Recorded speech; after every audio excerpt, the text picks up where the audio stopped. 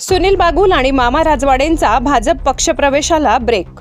उबाठा गटाला भगदाड पाडून नाशिकमध्ये हाय व्होल्टेज राजकारण। सुनील बागुल आणि मामा राजवाडेंच्या भाजप पक्षप्रवेशाला ब्रेक।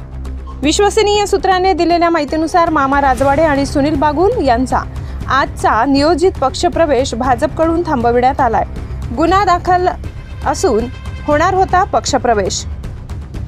गेल्या काही दिवसांपासून नाशिकमध्ये ठाकरे गटातील नेते आपल्या बाजूला वळवून घेण्याचा सपाटा लावलेला भाजप पक्ष गुरुवारी आणखी एक मोठा धमाका करण्याच्या तयारीत होता।